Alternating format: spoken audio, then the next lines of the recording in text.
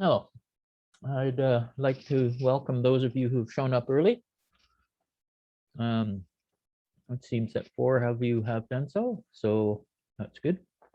Others will show up as they do, so that's fine.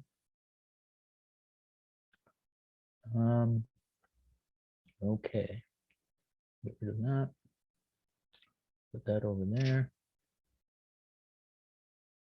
Get rid of that. And let's see, that we don't need. Chess Opening Explorer we do need.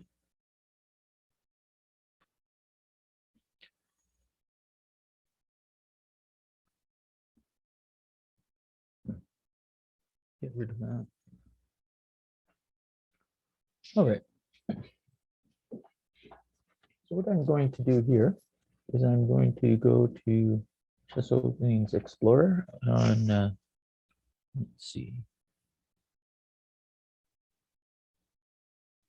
chessgames.com.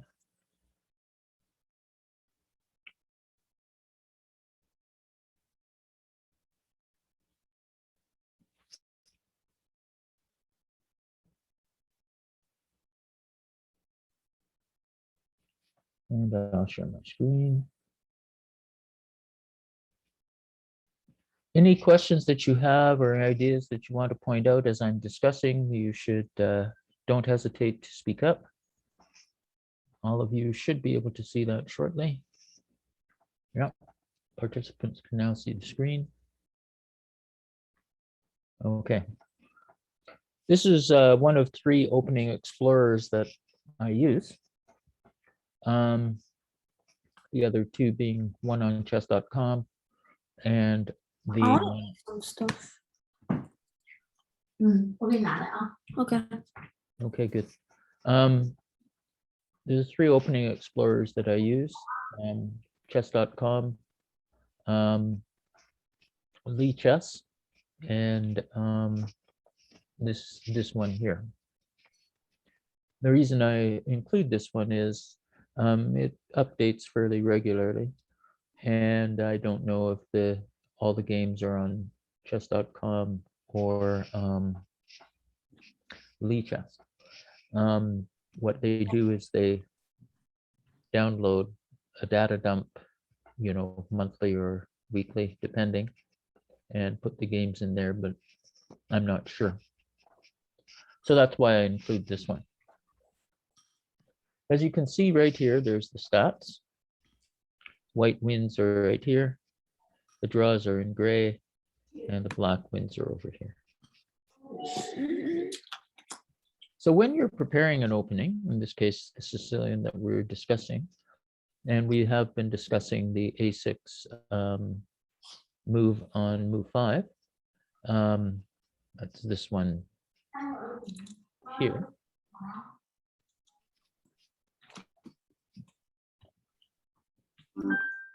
That's a Chromebook with the everything button, so you can find things instantly. Okay, so I have to go here and mute somebody. Okay, good.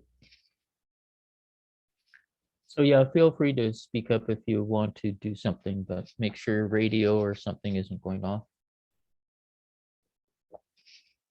So up to now, we've been discussing the white side of the Sicilian. I've suggested that you play the main line. What has happened is we've been discussing the D6 variations. Let's see if we can go back to here. We've been discussing the D6 variations here. This leads to obviously the Najdorf, as well as potentially the dragon. As you can see, after D6, white has several possibilities that you can choose from. And when you're learning an opening, it's best to try the main line and get familiar with the positions. The difficulty of learning a new opening or playing something that's unfamiliar to you is you're not comfortable with the positions that arise. For example, I was watching the chat a couple of weeks ago, and somebody said, I don't know anything about the Sicilian, right?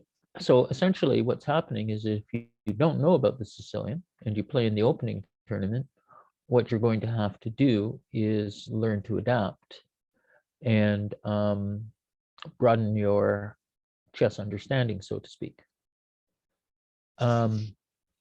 It's true you can become an opening specialist if you want, e4, e5, for example, but even there you have to, as black and as white, prepare yourself for several different opening systems and variations. So there's no escaping learning opening theory. So when you come to an opening, what you should do is go to the opening explorer and select your opening that you're going to play, and then play the moves from, the variation that you know. So we've been playing the mainline open Sicilian. I've recommended that you not fool around with sub variations, largely because they're sub variations for a reason. They're not mainline, the grandmasters don't play them. At your level, it's best for you to know the mainline opening theory so that you can get comfortable positions that you're familiar with. How do you get comfortable positions? You go to the database, you get some games, and you have a look at them.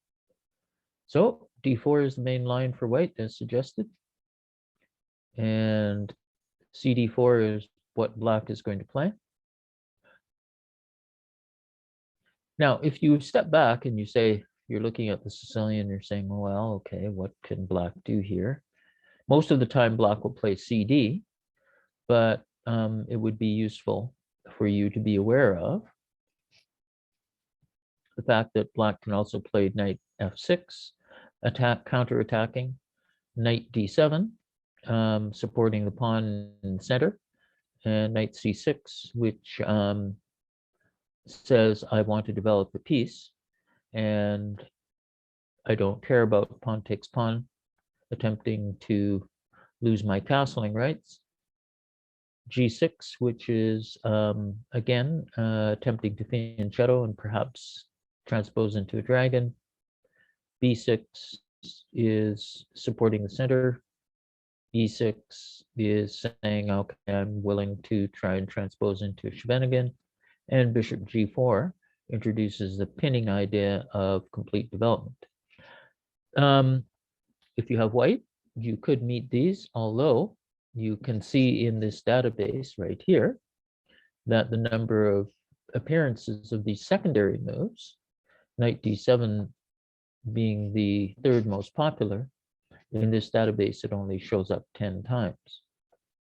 So that says it's not a very good move, fundamentally, because it puts the knight on an inferior square and it blocks the bishop. Knight c6, of course, aims at getting some sort of Sheveshnikov idea. And fundamentally here, it brings out a piece, attacks the center. So generally speaking, it's a good move, and it might be something to research.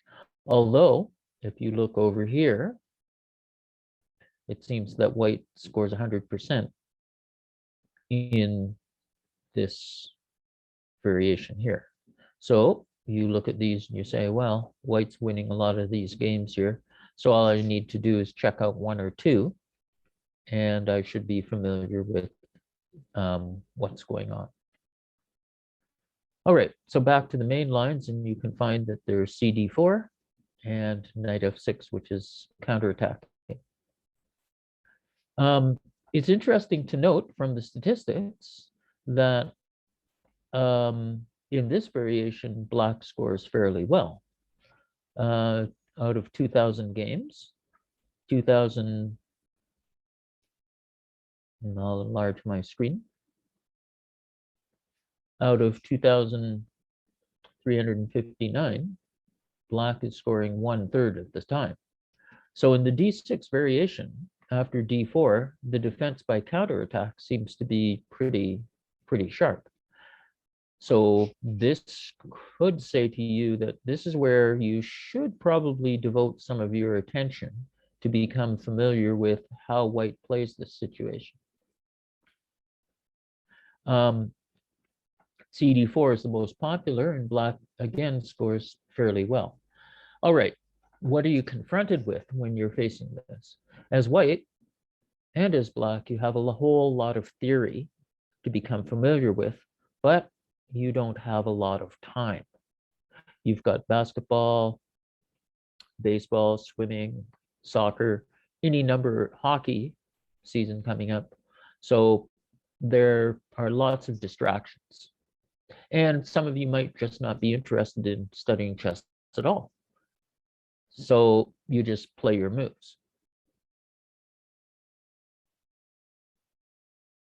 Okay, that's a note to you guys about choosing some openings for discussion besides the Sicilian. There is a poll there, and you can choose various things for me to discuss with you next week. Coming back to the opening, there's a lot of theory. So what you, as a person who's preparing, want to do is you want to pare down, reduce the amount of time that you have to spend on looking at variations and trying to understand the positions. And so you could say, okay, I'll play knight f6. There's only 2,000 games as opposed to 53,000 in CD4. So this would be a good way for an individual to get out of books, so to speak, so that you can play on your own. And that way you can use your chess talent and chess understanding to play the game, as opposed to be playing somebody else's moves. Okay, so here we are. We have knight f6 is the second possibility after c takes d4. We might come back to this later on. All right, so c takes d4.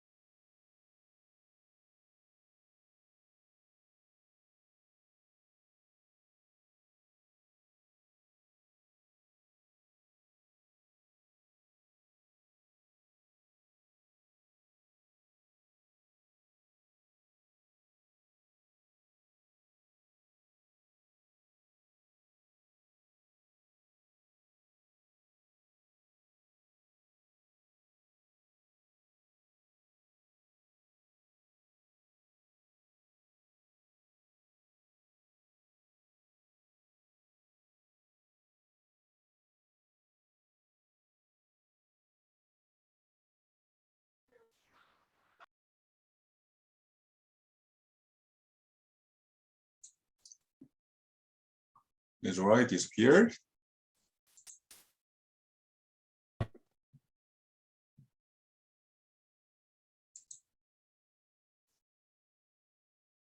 I guess his network has problem. We'll try to reach him. Let me see.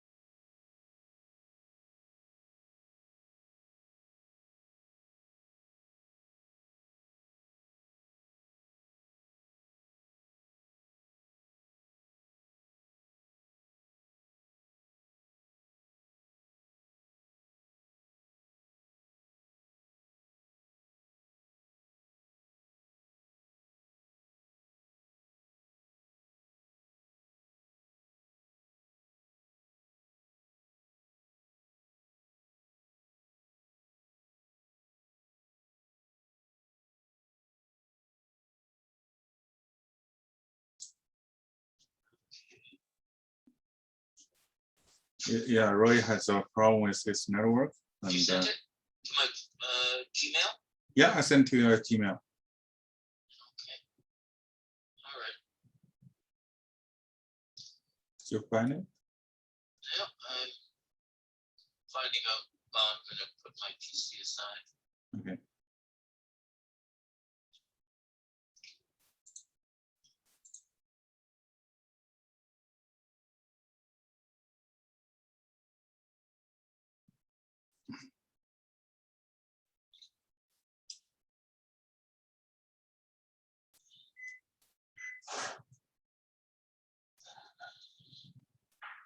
Tablet's a bit different from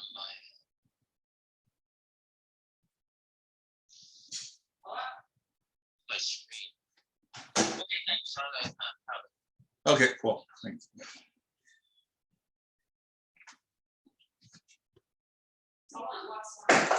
等一下。Okay, Roy's back. I will make co-host.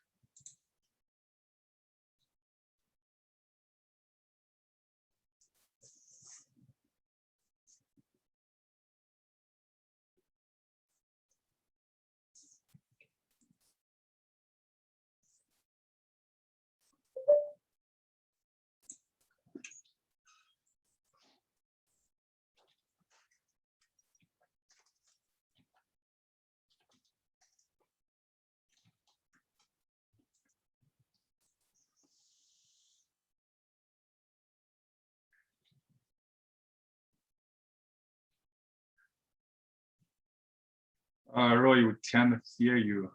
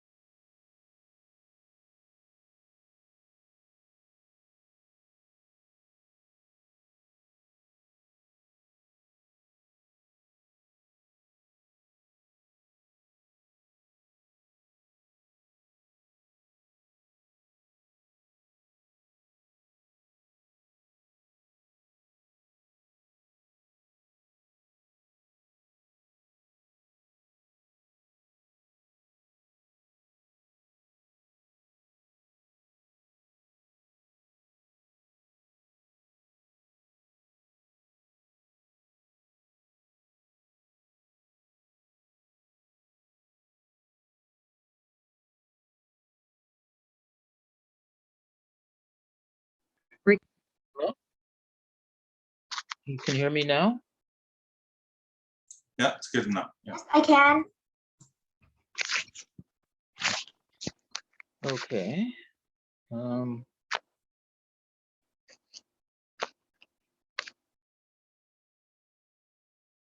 Sorry about that. There's something wrong with this device here that I'm using. I don't know what it is.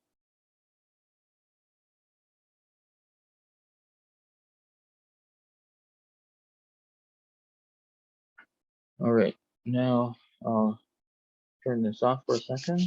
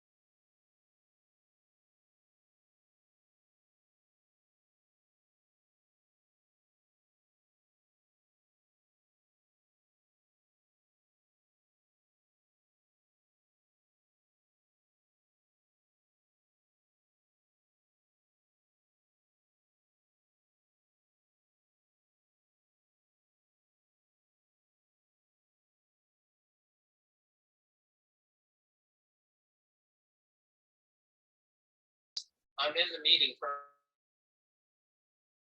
Should be okay. Should be okay. Yeah. Yeah, I should tell everyone. Yeah, Roy has some problem with his computer. Probably today we just cancel this class. I will give everyone credit and go to another class next week or something. And yeah, I will give it credit. So I will reschedule the tournament, like make it earlier, 5:45. Please don't go away, and then we can have that tournament. Sorry for that. Yeah, anyway, we have a poll, and from next week, I don't know, that's why you should be teaching Queen's Gambit.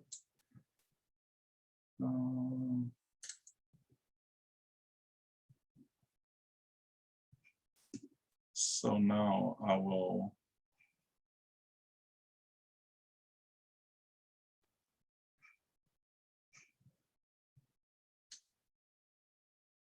So just have the tournament start in at 5:30. 5:45 because we have another class at 5, and they will have the same tournament at the same time. Oh. So Oh, okay. yeah. Let me see, how can I do it? Yeah, I can change the tournament.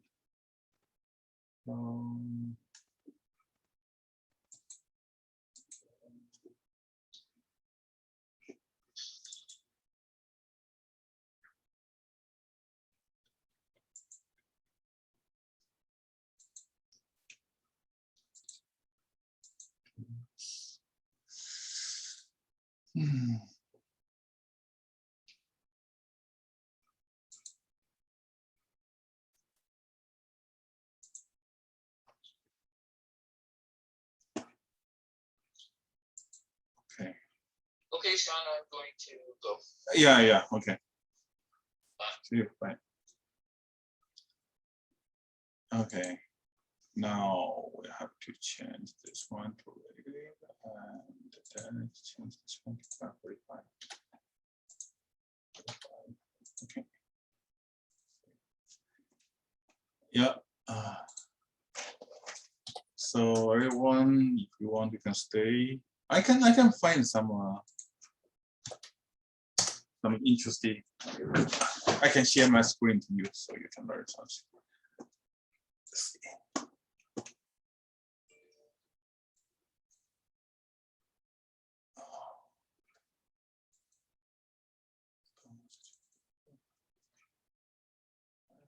Something everyone must just.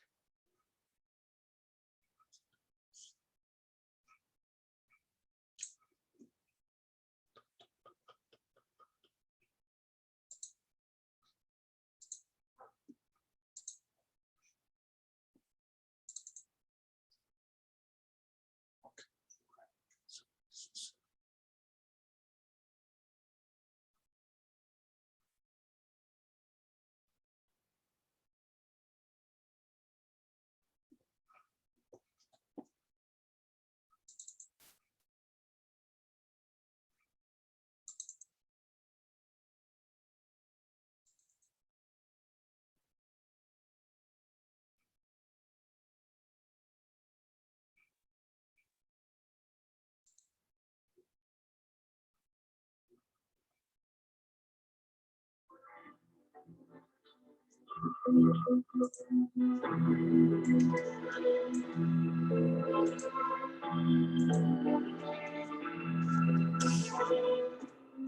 don't know if that's good or not. I just find something. Maybe you can learn something. Share screen. This one. Share.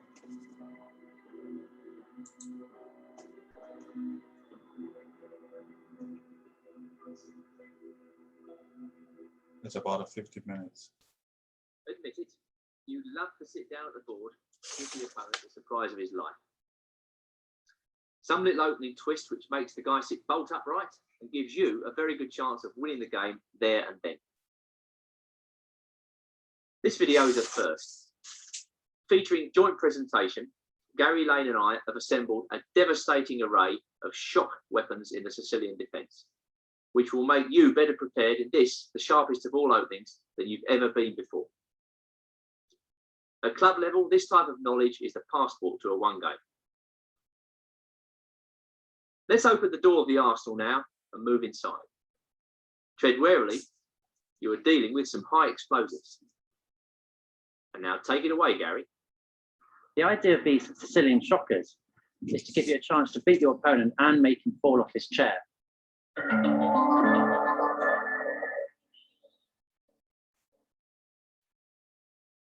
In recent years, White's been trying to find new and crafty ways to avoid entering the mainline Sicilians. These have brought him numerous victories. In this game between Wren and Feingold, played in Finland in 1996, Black plays normal moves in the opening and achieves a stunning victory by playing a shocking move. Notice how White plays 3 bishop b5 to exchange for knight and give Black double pawns. If Black is not careful, the casual move such as g6 can be followed up by bishop takes c6, b takes c6, and now f4, and Black has been tricked into the Grand Prix attack and an inferior version as well. Black doesn't want this. Move at knight, knight d4, and now after 4 bishop c4, there's an attack on the weak point f7. Therefore, Black plays sensibly, blocks it. Knight f3, knight f6, d3, and now it's time for Black to do something about that bishop on c4. d5. After exchange of pawns in the center of e takes d5, e takes d5, knight takes d4, c takes d4, bishop e5 check. Now let's have a think about this. Maybe Black could block with a bishop or a knight.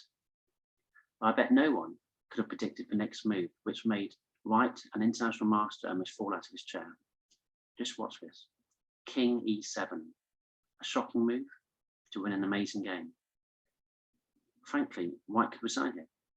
Of course, he carried on for a number of moves, purely to avoid it being published. It didn't work. Let's see what the problem was. The king cannot be attacked on e7, and crucially, if the attacked knight on c3 moves, then queen a5 check is the answer, winning the bishop on b5 and the game. Amazing chess. White castled, but after d takes c3, he was a piece down and soon gave up. Verdict, a star move. If you have a chance to play this in a tournament, make sure all your friends come around and watch your board. A winner.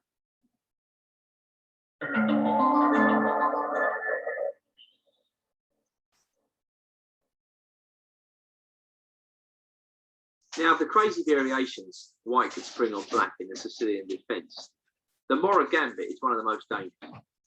And I would say you have to know what to do against the Mora Gambit.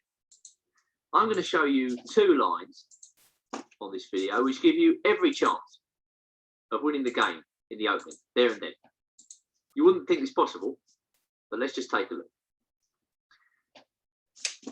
Here we have White playing d4. This is the Mora Gambit. White could return to more normal territory just by playing knight f3 here, but he gambits a pawn with c3, opening up the game.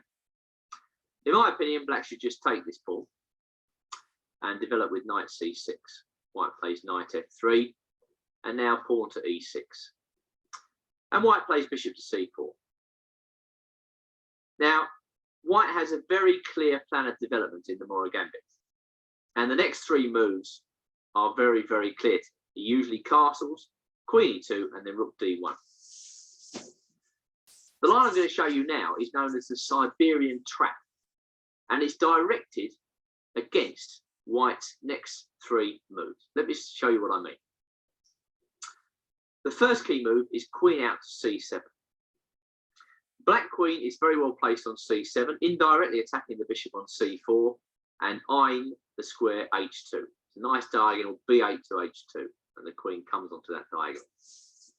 Now let's look what happens if White carries on with his plan. He castles, knight comes out to f6, and I've seen this happen in many, many games, so I wouldn't say this is at all unlikely. White carries on with queen e2, and now comes the shock. Knight to g4. Well, an unobservant white might well play the very careless move h3 here. And look what happens now. Bang, knight d4. I've seen this happen at least twice at club level.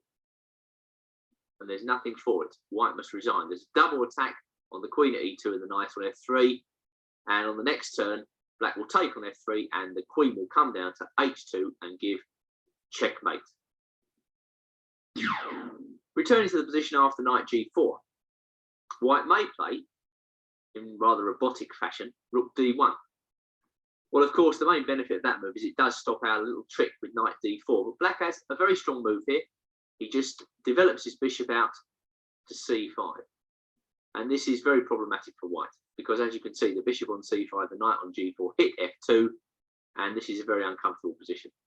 If white plays the ridiculous rook f1, black just goes knight d4 in the same manner. The only other move is bishop e3, and then simply snap that off, followed by castles.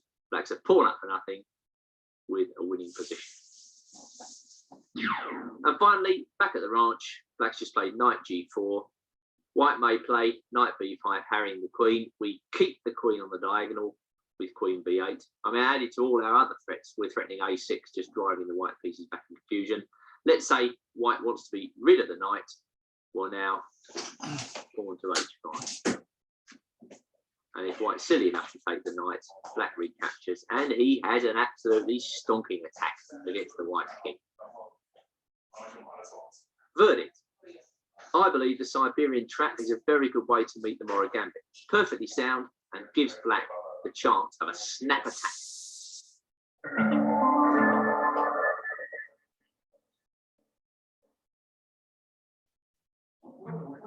One of the most popular ways for white to avoid the main line is to play the closed Sicilian. After e4, c5, knight c3, knight c6, g3 is played. Now, having written the book, Winning with a Closed Sicilian, I can testify that this slow, steady development leads to an interesting middle game. Now, if you're black, do you really want the next 15 moves to be dictated by white? I think not, which is why the next move caught my eye, because I can honestly say, having seen thousands of closed Sicilian games, no one has had the nerve to play f5. See it to believe it. This game was played between Cosson and Dempsey in France, two international players, but the most shocking move. Now, what on earth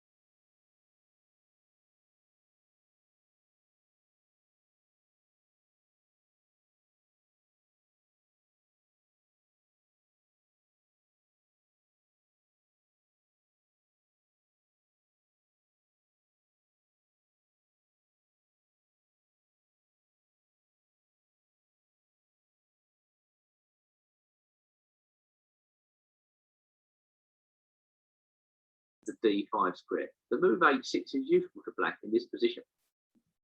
White may occupy d5 straight away, but then black just takes and plays bishop e7. With castles and f5, he can look forward to the initiative on the king side. Returning to the position after e5, white need not play knight db5. But let's see what happens if he plays knight f5. Well, then I think black strikes out with d5. Black is certainly not worse in this position. In fact, I believe he may even be better. The knight on f5 is unstable, and black has Okay, already sorry for a that. vigorous Yeah, initiative we'll in the just centre. give credit for this. Typical Pelican Yes. or Sveshnikov plans rear their we'll head stop this after the one. move knight to b3. Quite a passive retreat. After that, black gets a very comfortable game. And wiki is only guy or no, some of them. Yeah, I will go back to you. So there's only 3 people or no, more than that. Okay. Oh.